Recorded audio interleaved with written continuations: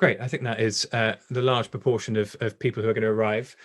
Welcome to you all and to this event on UK-German defence cooperation. My name is Ben Wilkinson. I'm Director of Research in the Policy Institute, and I've had a part to play in this project for some months now since its outset. I think, just to set the context a little bit, the UK and Germany have a long history of defence cooperation, but one that is occasionally slightly overlooked. And with the way that the threat environment is changing on the one hand, but international relationships are also changing, it is a kind of key feature of European security. And we were really keen to explore it in greater detail. And we're really grateful to DGAP, who we worked with, and the funding from Hans Seidel Foundation to allow us to look at the relationship and different aspects of the relationship over the last few months. This is the final event. Some of you will have attended previous roundtables and workshops.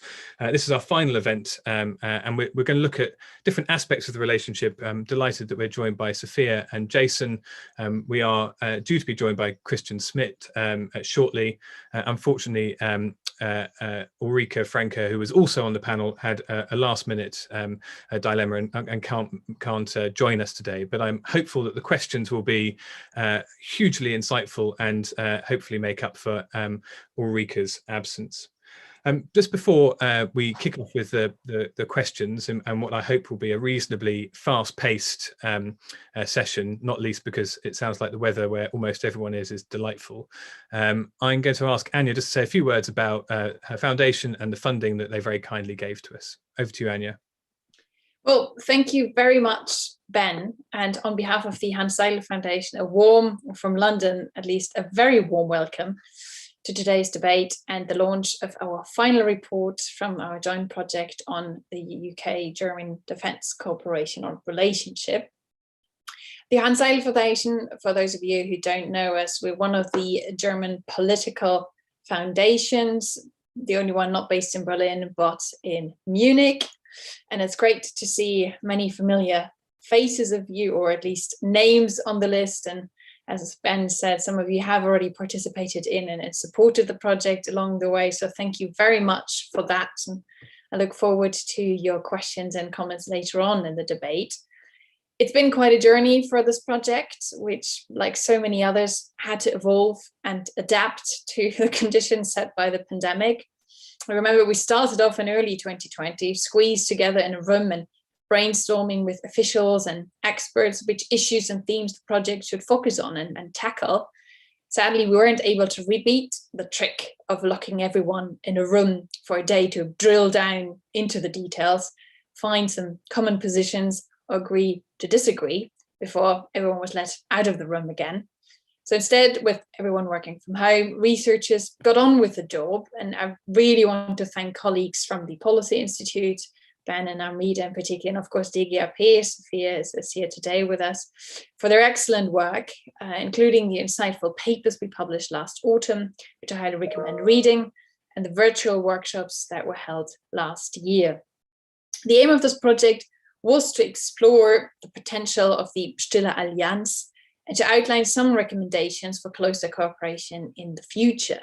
We decided to take a very open approach and to keep an open mind with no particular endpoint or goal, which I think has proved fruitful. New issues or areas for cooperation will continue to appear, and the report already points to future cooperation on space, on green defense. At the same time, there's always a chance, of course, that research will be overtaken by events such as a pandemic, or even decision-making processes such as the UK integrated review. So while we may not have made the silent alliance any louder, I think the project, through the papers, the report, and all the discussions that fed into them, has been thought-provoking, not just for everyone involved in the project, but also decision makers and experts on both sides, including those who are here today, hopefully marking the starting point of a wider and continued discussion on how to increase or improve German-UK defence cooperation. And we'll start right now with our panel today. So back to you, Ben, and thank you very much. Thank you very much, Anya. I'm delighted to welcome Sophia Becker, who's going to open up the panel for us. She is a research fellow for US security and defense policy in the Security and Defense Program at DGAP. Prior to that, she worked in the Committee for Foreign Affairs in the German Parliament. Sophia, the floor is yours. Thank you so much, Ben. It's a pleasure to be here on this panel.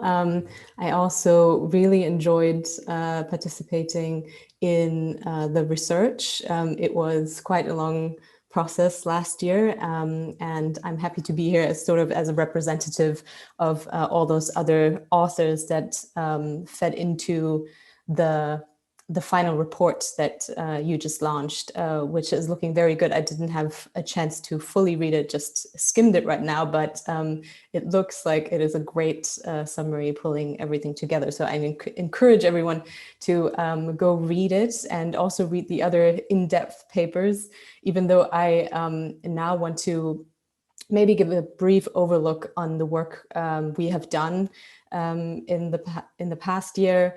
I obviously cannot go into depth in any of these papers and couldn't do justice to the work that others have done. So please go read those papers as well. I think I want to touch on 3 questions today in the short presentation. I would like to look at why it is important to look at this German-British cooperation. And secondly, briefly look at where we stand today and what we found in our research. And then lastly, answer the question, or at least partially answer the question, how this cooperation could be deepened in the future.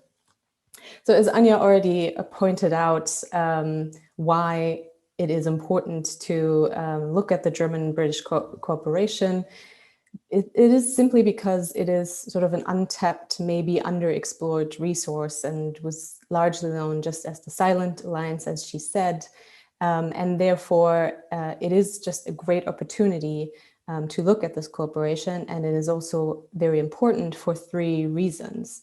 First of all, we have the realization of Brexit last year, and that sort of closes off one of the traditional avenues of British-German security cooperation, which was mainly focused on cooperation within the institutions that both countries are part of. And so since Great Britain left the European Union, we now need to explore new ways, especially since Boris Johnson rejected any formalized cooperation within the EU and is focusing on bilateral relations. I think it is of great importance for Germany as well to try and bind the UK to Europe in a different way. Secondly, as Ben also already mentioned, we have, since 2014 at least, a very different security environment in Europe that has significantly changed, and we have now a situation that poses new challenges for our armed forces. We have the reality now that there's a renewed focus on deterrence and defense in the traditional sense. But at the same time, there's still a need for expeditionary capabilities. So there's just this full spectrum of capabilities that is needed. Armed forces have to adapt to the warfare of the future as well. So all of these issues require continuous investment in material and personnel. And that is the third reason: money is always short. Armed forces have just begun to recover from the capability reductions that we've seen in the aftermath of the budget cuts of the financial crisis in 2008. And we've seen there that European armed forces have lost roughly 35% of their capabilities at that point. And the current economic crisis also is cause for some concern, even though it seems like it's not as severe as it was during the financial crisis. But anyway, money is always an issue, as Europeans love to spend on defense, especially Germany. And therefore, in order to reach more efficiency, we need to cooperate multinationally and also bilaterally more. So given this need for improved cooperation, where do we stand in the German-British relationship? Obviously, we do not start from scratch. There are important areas of cooperation already, but because this cooperation had not been a priority thus far, at least from our research, what we have seen is that it largely followed convenience and random opportunity rather than strategic planning. So what that means is if you look, for example, at equipment cooperation, so there is some cooperation when it comes to equipment and capabilities, but that is largely based on equipment commonality. That is rather the result of coincidence because the two countries decided on the same systems and not the result of deliberate planning. They didn't decide to purchase these together.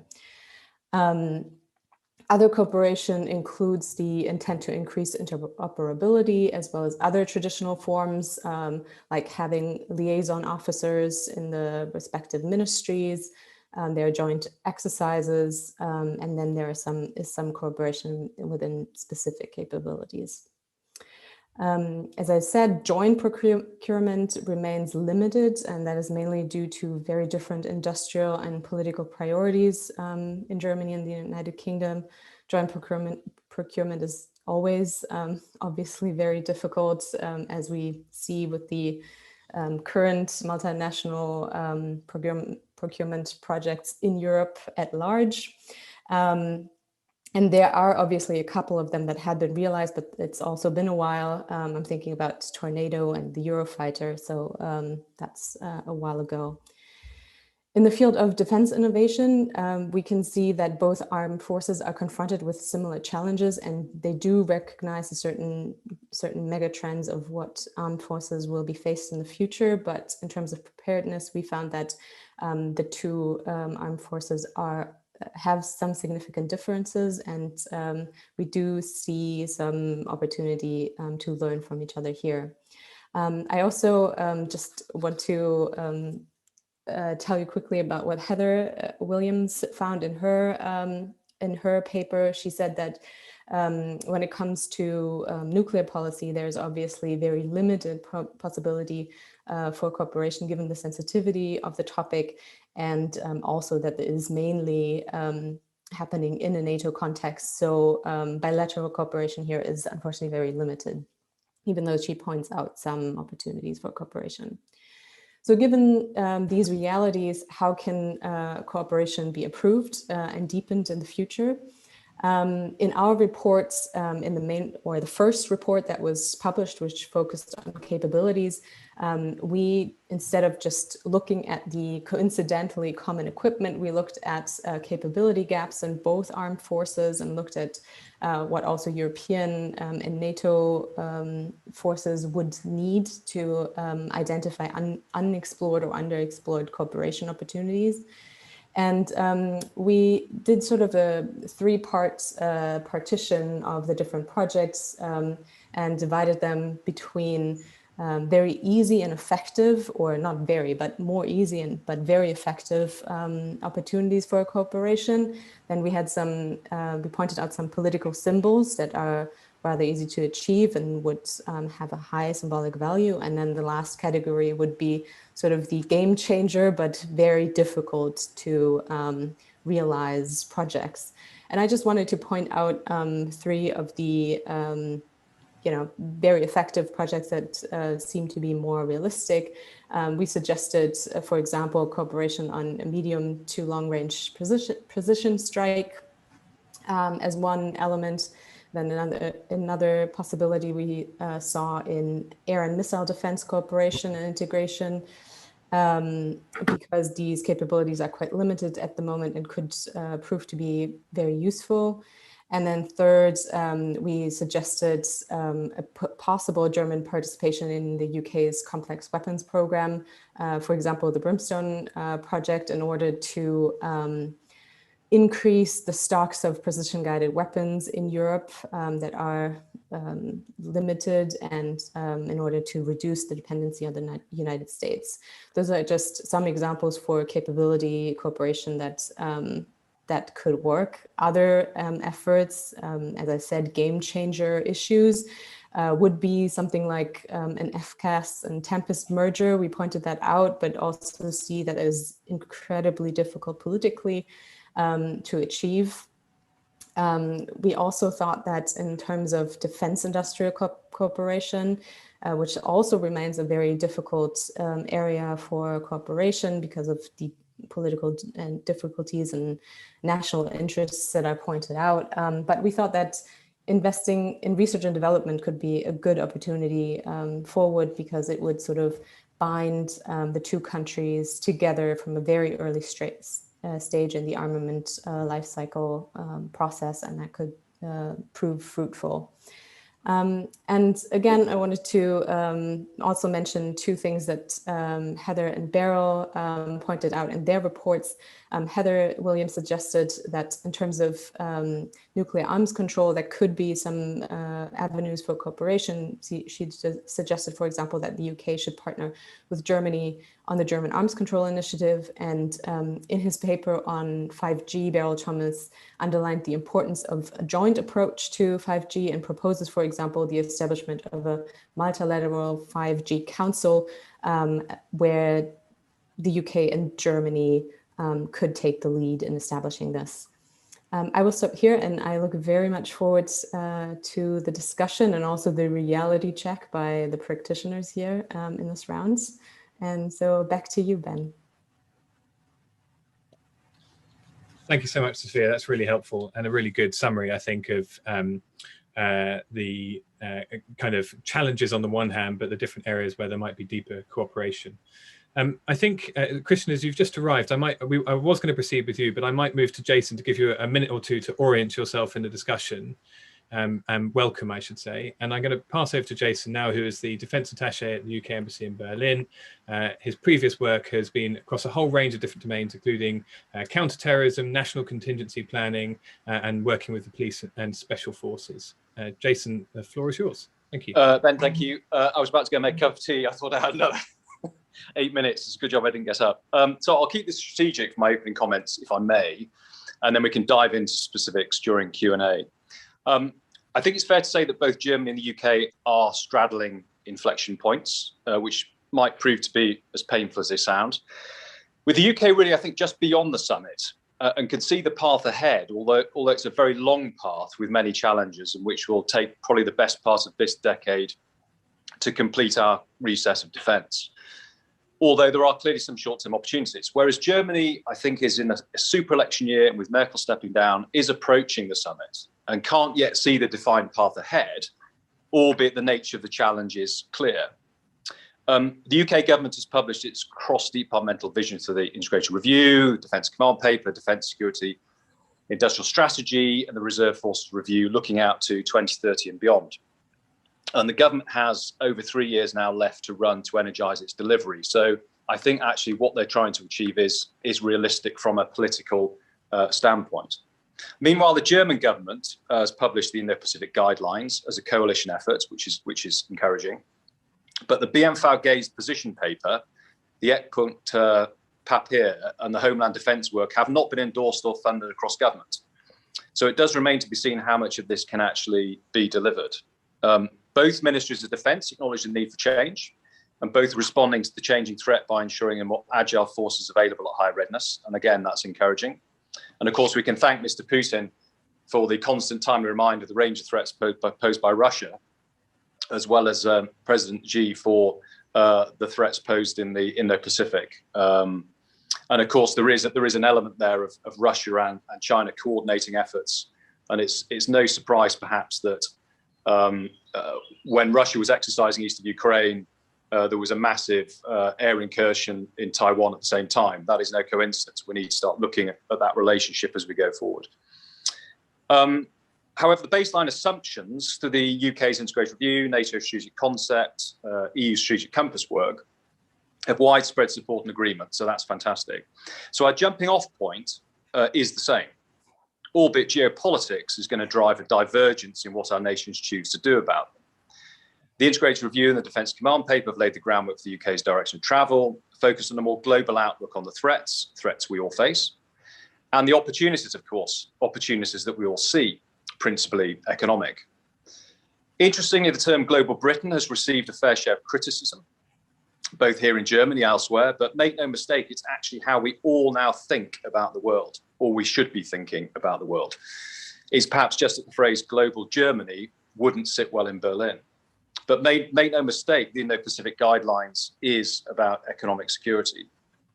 For example, Integration Review mentions Europe, European 65 times, China 27, United States 9, Indo-Pacific 35. And I think given that all new strategies tend to focus on the new bit, the new idea, I find that really comforting that European defence and security is our standout priority in spite of this. A reminder of the problem with language is perhaps Churchill's comment to Adenauer that Britain would always be there for Europe, and Adenauer's response that actually, Prime Minister, you are part of Europe. All I would say is I think we need to judge the UK by her actions, starting with the enormous injection of cash for defence. Also, I think it's worth pointing out the front line of Europe's defence and economic security starts on the other side of the world, in line with global and the shifting global economic centre of gravity. The UK's Carrier Strike Group is actually protecting global trade routes that benefits everyone. Obviously, that includes Germany and includes the EU. Okay, so that's the context. The key factors driving the next government's defence and security policy are the colour of the coalition, the extent of party policy concessions, who sits in the Chancellery, and what relationship the new German coalition government seeks with the UK, the US, and NATO. All on the assumption that the coalition will seek to deepen EU cooperation. In other words, the potential of our armed force partnership and wider defence and security cooperation is not constrained by the aspirations of the military, but by the political class. The only question is by how much. In the training and operations spheres, the Baltics, the High North, counter-piracy and freedom of navigation are all on the cards, with the reality that some of these will be deliverable, due as much to capacity as political constraints. A more coordinated effort is definitely required to cover these demands, and the Bundeswehr is up for it. We're also a natural partner for equipment capability collaboration. And in fact, I describe the bilateral relationship and the equipment capability piece as the key currency of the relationship. Our requirements are similar, our industries work extremely well together, and we now have an increase in funding to deliver. Innovation, science, technology, space and cyber are all emerging opportunities. The question is simple: are those solutions delivered through NATO or a new PESCO, or are there bilateral opportunities that we can exploit? With a few notable exceptions, however, Germany's defence industry's morale is fragile, with a defence budget profile trailing off after next year, and the backdrop of reduced export opportunities were the Greens to join the next coalition, and we can come back to that in Q&A. In sum, though, our armed forces share the Bundeswehr's values, outlook and aspirations and requirements. It's a strong and deepening relationship with a host of opportunities on offer. In fact, the IR and Defence Command plan reinforce these points. The question is now simply one of political aspiration or constraint. A black-green or a Jamaica coalition would work. A traffic light coalition would be more challenging, and a red-red-green coalition would be extremely challenging. And I think that's probably enough for me to say at the moment, and we can return to those issues when it comes to Q&A. Thank you. Thank you very much, Jason. That was really insightful. I'm going to turn now to Christian before, after that, just trying to sum up on some of the themes that are coming out of this. And Christian, thank you very much for joining us. For those of you who don't know, which I'm sure is almost none of you, Christian is a member of the Parliamentary Committee on Foreign Affairs, as well as the Defence Committee. He was Federal Minister of Food and Agriculture, Minister of Transport and Digital Infrastructure, and has previously been Parliamentary State Secretary to the Federal Minister for Economic Cooperation and Development. Christian, the floor is yours, but before you do start, just a reminder to everybody, if you do have questions and answers, please pop them in the Q&A box. Christian, over to you. The floor is yours. Thank you very much. I don't know whether I got everything, not to complete my CV, but I think the most important is that I have been for years Parliamentary State Secretary in the Ministry of Defense for about more than, I think, 9 years, and having the successes and the failures of British-German cooperation and procurement and some memory. So what's my role today? Not to be an expert, but just to be blunt and what should be done. I thank very much Jason Rhodes about his insight for qualification of the different traffic lights and colors. But if I would jump in, I would say the key issue is not only to have the Greens. The key issue is whether we could manage to get a consent again in Germany that there is a need for higher procurement contribution. It's actually not any discussion outside the interested circles.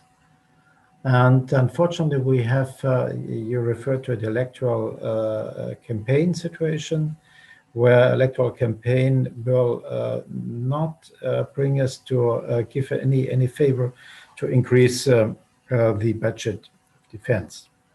There has been some slight movement, but unfortunately, you do not need the Greens in Germany to have a kind of discussion about this.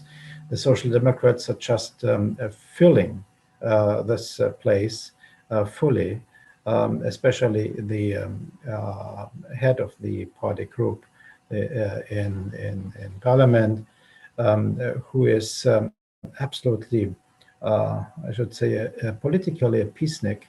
And sometimes I think that the Social Democrats, or most of the Social Democrats, try to be left from the Greens, as you find in some in the Green community or political members of Parliament, several who would be interested in increasing defense commitment. You're just maybe you have followed the slight debate about the two candidates, no, the presidents of the party,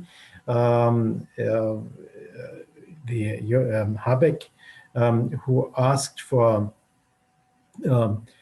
assistance to the Ukraine, and they had serious trouble to define it as just the idea to bring some food stuff or something to the army in the Ukraine. He was very more committed to contribute. So I think this is, and Annalena Baerbock, this one with the most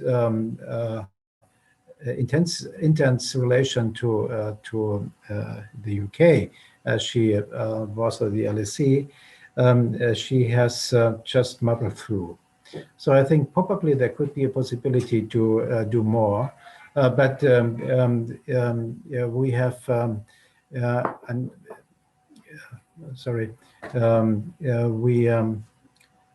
I do not see that this is a dramatic switch. The best pressure is the Biden administration. Germans are starting to understand that the Biden administration is not the replacing of the devil with the Holy Ghost, Holy Spirit, but that these both are representing their country, meaning Trump and Biden, and that the Wells commitments are just on the stake again. There is some slight discussion to make it more understandable, not about the percentage of GDP, but about the contribution to capabilities. I would say this is reasonable, but in a time where you observe whether you're just trying to flee out of the commitments you signed in, it's a little bit problematic. But on the long run, I think we should come on NATO level to it. A second political way could be that after the time, forgive me, Jason Rhodes, of this absolutely erratic British attitude of just going out of this damned European Union. Now you're out, lucky you, but you're just caring for yourself. Not you, but some in your country. And the economy is just reorganizing itself somehow. And we have to respect this time. I do not see that the political impact of the Johnson government is indeed so high that we have to expect that there could be an initiative of some bilateral or European Union UK cooperation in defense. I would go for it. And I see that some of the proposals which I've heard from Mrs. Becker in her presentation could be of interest. As I see more and more that European Germans are seeing that the full dependence on French cooperation with the French should look for some alternatives. We will have trouble enough to get the FCAS and the ground tank program done. We have a lot of other things and commitments where I could imagine that the bilateral cooperation with the British procurement industry and the British government, probably in British defense, could be of some interest. I do not know how far it works out to get the PESCO commitments from outside the UK put in, which I would favorize. But basically, I think for us, we should think about bilateral initiatives. The more initiatives have third on the role, it's better to convince people in Germany that they have to go for it and to spend money for it. So I would say let's just continue, and I appreciate very much these 5 papers you produced, because so far I do see there is not that much in our bilateral relations just caring for it. I understand that this these papers will just be drawn out of the drawer after the federal elections in September, October, November. But now, as we just designing the electoral program, I think we should go in. And as I have, I don't know whether this is an honor, the possibility to contribute something to these electoral programs, I would just take the ideas behind just to put it in as a marker, not in terms of figures, but we have to come back to understanding that defense and procurement cooperation is the best way for us to have a consolidated defense structure. Having said this, I would in the color level between no fear of going down and some expectations, I would see there are serious possibilities to expand, including if the Greens are part of the government.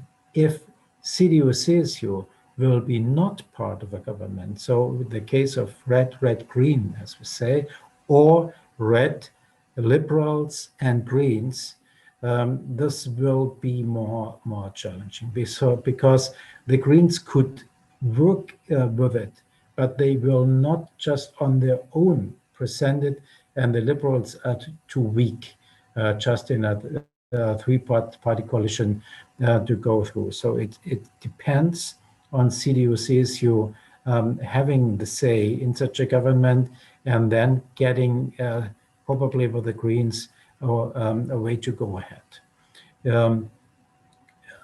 Full stop now. Thank you. And sometimes by the way, I'm on the way to change my position as I have been designated as the High Representative of Bosnia-Herzegovina. So I'm somehow the successor of the late Patty Ashton.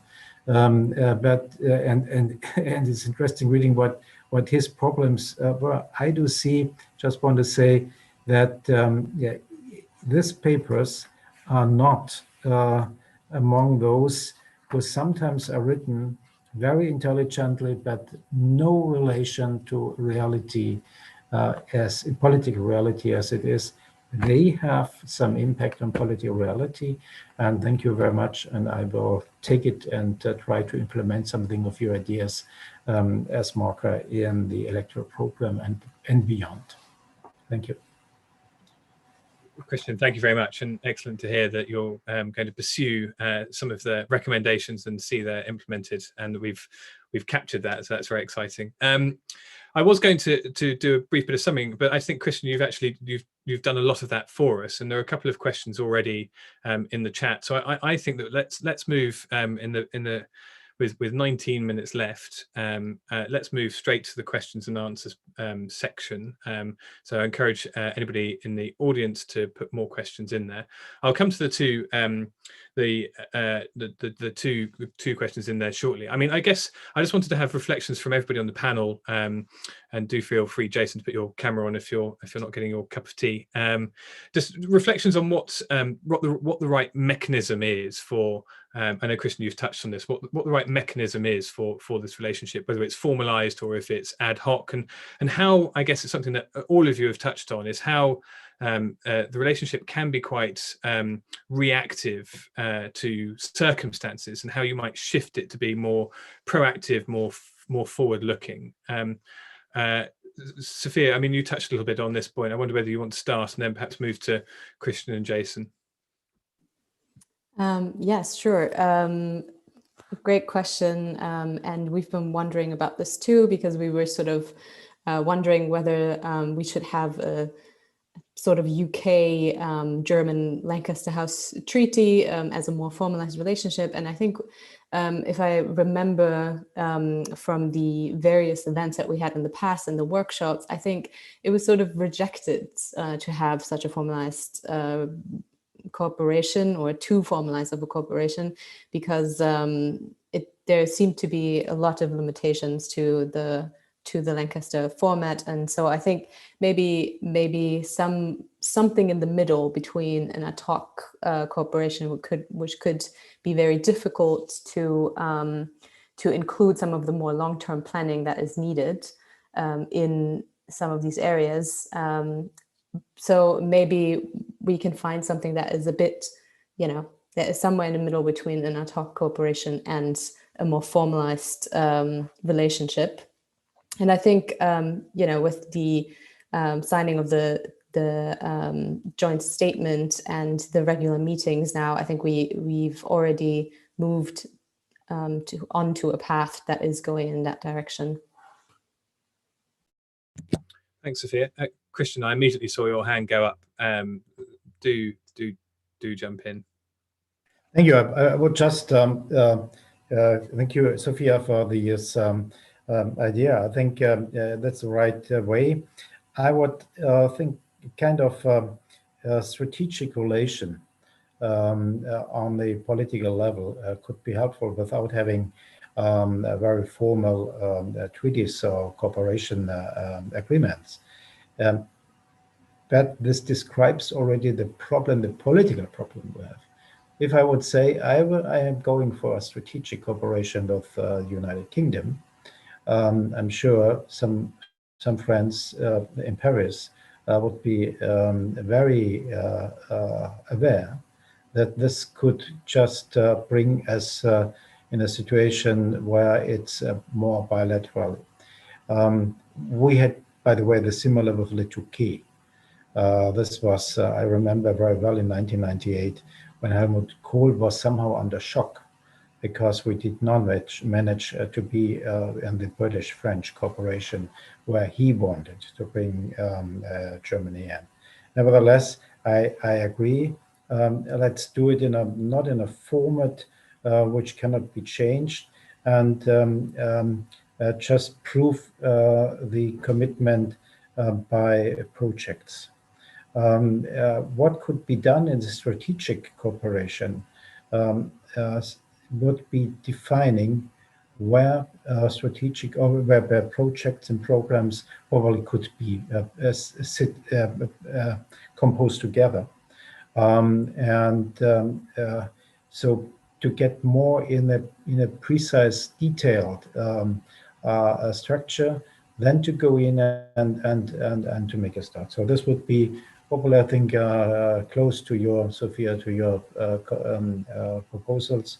I would say more is not possible. And I think we have to ask to the UK itself why you want to go, and what's your political play in between. If this is clear, I think there could be a possibility. Should be a possibility. Sorry. Thank you, Christian.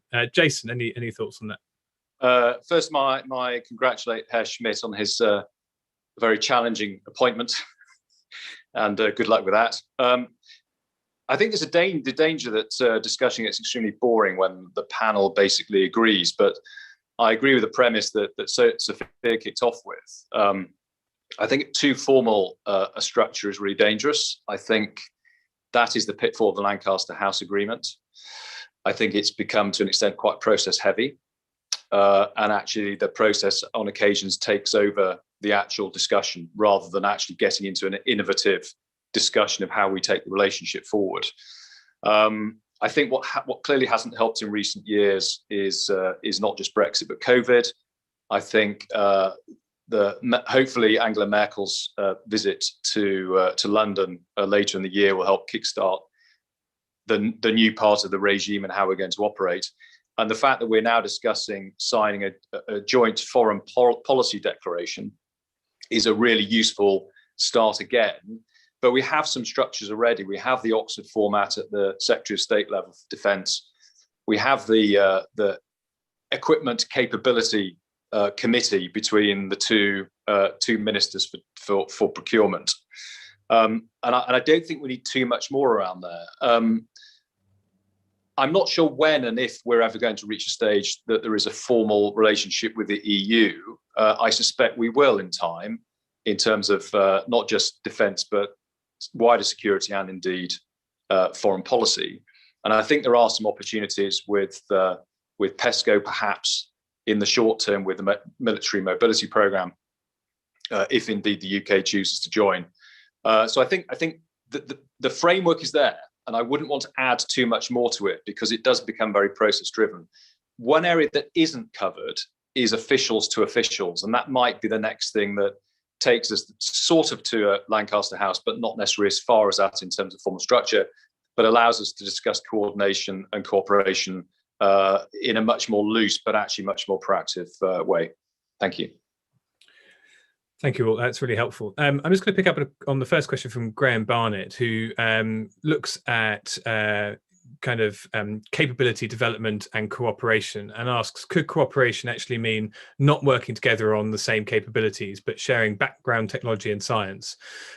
Additionally, there's lots of high-level talk, he says, and when this is translated to the ground level, it can be very difficult to see where the ground plans are that relate to action. I mean, I think, Jason, you sort of just touched on this then through the ministerial cooperation. I mean, do you want to just, and I know, Sophia, you did lots of work. I think, was it our second report which mapped out where there were shared technologies that were ripe for doing work together in the future? But Jason, do you want to sort of just pick up on that quickly, and then Sophia, you might want to pick up on one or two of the areas we looked at. Absolutely. I mean, just referring back to the PESCO piece, I suppose that the UK's current position is very clear that PESCO third-party status does not give us what we need in terms of intellectual property rights and in terms of the ability to export. And so the bilateral thing tends to get around that and actually capitalise on the relationships and the bits and the nations with whom we really, really wish to cooperate. Science and technology is a classic example of that it's not in itself necessarily covered by intellectual property rights and therefore not necessarily constrained. I think when you go into something that takes something like FCAS, I think the way the programs are going to go with Tempest and FCAS, there will be two separate platforms and there'll be some space in the middle. And that space in the middle is ripe for shared S&T. It's ripe for shared research and development on sensor suites, on subsystems, on weapon systems that don't necessarily constrain us to a particular bilateral or particular multilateral program, or indeed currently PESCO. And so I think actually we need to look at how we milk every opportunity. That doesn't necessarily mean we need to dive deeply into the joint program where failure of our system means the Bundeswehr system fails, or our program fails, their program fails, and I don't think that is necessarily a healthy position to put ourselves in. Thanks, Jason. That's really helpful. Sophia, Christian, do you have sort of thoughts to add into that? Yeah, I just wanted to say that I agree, and we've pointed out in several spaces in these reports that we think that joint research and development could be a really promising avenue forward, because it would sort of capitalize on investing in the technologies, which then could very well end up in different systems, as Jason just mentioned, with the two FCAS and Tempest systems. That is one area, and then maybe another area that that also has sort of like a more high level, more background investment that needs to be made in advance of any concrete capability development, would be in newer military domains, such as in the cyber and the space domain, where we're really talking about at the moment more about an integration of concepts and to ensure political alignment. And there as well, joint research and development could be hugely beneficial for both countries here. Thank you, Sophia. Christian. Yeah, I have just a kind of question. As the FCAS would meet from Ireland, UK, already things been done.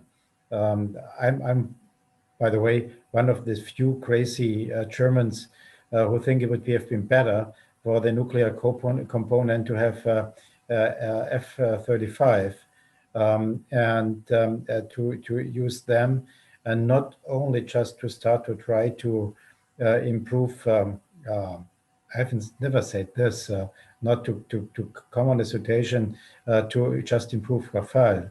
But to have a fifth and sixth generation aircraft, including the way where I see that the UAV issue could be something where cooperation between UK and Germany could be of high interest. We will never ever be able to distinct so explicitly 100% to other not German European companies, including Airbus, to be said, as it is a German, Franco-German, Spanish company. But I think these areas could be of interest, and I hope politically for my country that we will not come in a situation that we have to rethink about FCAS and some other issues. Probably in such a case, I would see that we should look to the Brits. Thank you very much. Yeah, I think that's very, the slight difference of opinion there is quite an interesting one. I'm going to turn to a question from Sophia Becker. Sophia, I'm going to take the first of those questions for now, and then if we've got time, I'll come back to your second one. Sophia says, will the evolution of the EU's defence initiatives like the EDF and PESCO, how will it affect defence industrial cooperation between Germany and the UK? Jason, you've touched a little bit on this, but I think it is worth going into it a little bit further. Well, I suppose that depends, because having just had a meeting with a reasonably heavy hitting German defence representative. A lot of German companies aren't that necessarily interested in going to PESCO. It's not necessarily always beneficial to the German companies to go to PESCO. So there's a political project piece, and then there's actually the reality of how industry wishes to operate. So it's really interesting to see how that piece develops, and whether or not PESCO becomes, plus the EDF, becomes this all-encompassing beast that it has the potential to become, truly opening markets, truly making efficiencies across the contributing nations. But that has yet to manifest itself, and yet to be seen in terms of practically how that's been delivered. So I'm not so concerned about the UK, for instance, being cut out of programs simply because they fall into PESCO, because I'm not necessarily convinced that that many programs will actually fall into PESCO and use EDF anyway. But it is a problem. And I think if it becomes a political decision, then that's a problem. If it becomes a practical decision, that's something completely different. And at the moment, I think there are practical issues with PESCO and EDF, both at the industrial level and actually the government-to-government level. So we'll have to see how it pans out. But I really hope that's not a block on cooperation, but it has the potential to be. Thank you. Christian, Sophia? No, Sophia, you satisfied that Jason's parsed that perfectly? Excellent, wonderful. I'm going to go to Richard's question, and I'll come back to Bernd's question, just otherwise we'll go to Jason twice in a row. Richard asks whether E3 cooperation, well, it says E3 cooperation has not so far developed in the defence sphere, despite Germany hosting the first defence ministers meeting. Does it mean that Germany sees the bilateral relationship between the UK and Germany as a more appropriate format for cooperation? Christian, can we start with you on that? Yeah. The best would be if we, following the proposal or the description of making PESCO as far as PESCO is probably extending the area to strategic issues, to bring the UK in PESCO as you referred to. But I would indeed see that a bilateral relation could have it could bring us some movement, some dynamic in our defense cooperation. As I see, I'm a European, fully European, and I've been a Remainer, if you accept. You are, my dear Brits, you would have been needed so much, because it was our German intention to have you there, because we are like-minded in some issues, and it would have been okay. But this is about past. This is about pre-referendum. So I would think let's try to reinstall in this areas a very intense bilateral cooperation, just to have different traces to be possibly to be followed. Depending, I said this is UAV. This could be cyber, as you referred, Sophia, and I would see as far that we could also in the land cooperation beyond Boxer. We could have some more cooperation. Thank you very much. Sophia, Jason, anything to add there? Sophia? I would just maybe add that why should it be exclusive, one or the other?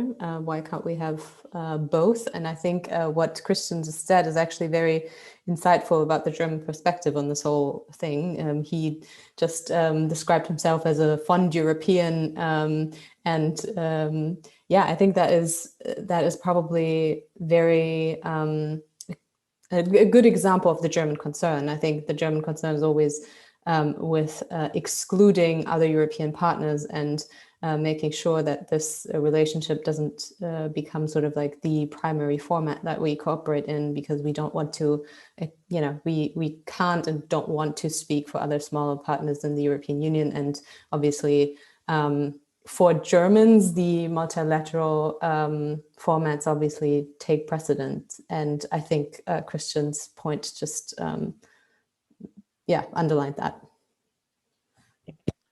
Thank you very much, Sophia. And then in the last minute and a half that we've got, Bernd asks a question particularly for Brigadier Rhodes, saying, how can we learn from the establishment of your DC in establishing our own doctrine centre at the Bundeswehr Command and Staff College, as announced in the Eckpunkt paper?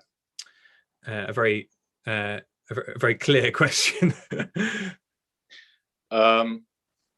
Well, I think we've become, reliant is too strong a word, but we absolutely take really, really seriously the products produced by our concept doctrine centre, and actually we have a liaison officer, German liaison officer, who sits in there. So actually we are able to pass things backwards and forwards. But I think having your own allows you to take cultural elements as well as political realities in how we develop and how they develop their own concepts and doctrine.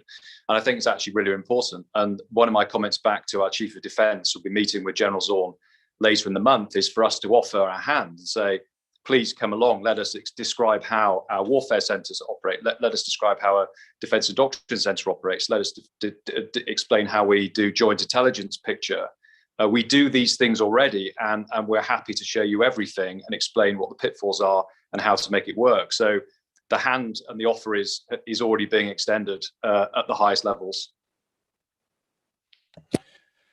Thank you very much. I'm conscious that my colleague at King's, Christoph Meyer, has sent through 2 questions in the last minute, and I don't want to push the panel too far. I don't know if you have 3 minutes to answer the second half of those, which I think is it kind of wraps us up nicely, which effectively is that Brexit is still ongoing in a political, practical way, even if Britain has formally left. How far can defence cooperation really go?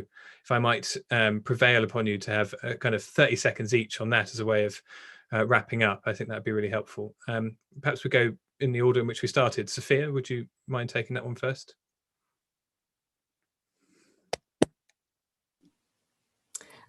Sorry, I think I would go to Jason first, or to Christian, if that's possible. I would say that the area that is least and should be least and will be least affected by Brexit is defence and security. We share the same problems, we share the same threats, we're all part of the solution. I just don't see and didn't see throughout the whole TCA negotiations that defence and security would ever be a problem as part of Brexit.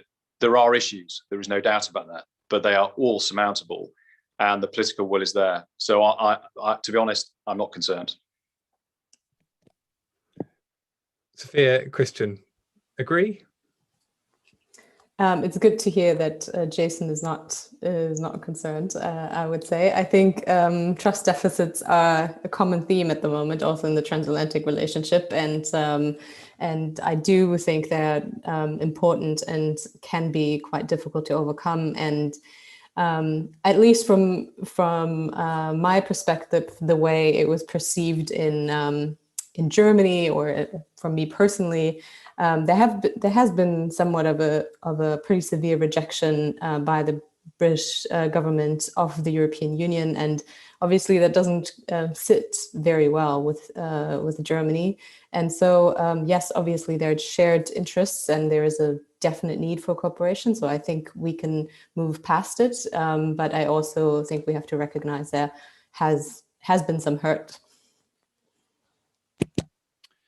Christian, I think you agreed with Jason, but we're going to end a panel on which almost every single thing we've agreed on, except for the final question, which is excellent. Christian, your thought? But I have problems now to have distinction. But let me say, let's just do it. And I have some doubts whether we all are prepared already to. Those sitting here, yes, but we have not really put it on the political agenda yet. I refer to the charts. They will make a proposal and development there, but honestly, it is not that we are fully convinced that everything what is put on track will be finished in this legislative period. So we have just to restart again, and this is when we come to a decision. So I would invite us to be back March next year, when probably a new government has been settled. And as I just have talked to Armin Laschet, I think it would be good to have him as the decisive personality. Excellent. Well, I look forward to reconvening in March next year, and we can hopefully see whether we've moved on some of these questions, whether the political will is really there, and we can drive through it, as Jason says, and Christian hopes, and Sophia I think also probably hopes, but things might be a bit further away. I want to thank all of the panelists, Sophia, Christian and Jason, for your giving up your time today and for being so insightful, and also to Anya and the Hans Seidel Foundation for their funding for this project. As Christian said, I'm really passionate that these reports don't stay in a drawer, that they come out of the drawer and they continue to do good and influence and provide a pathway forwards. And hopefully, if we come back in March next year, there will be an opportunity to do that. For now, thank you to all the panelists, and thank you very much to all of the audience for joining us. It's been a real privilege, and I hope that wherever you are, you get out into a sunny afternoon. Thank you all very much.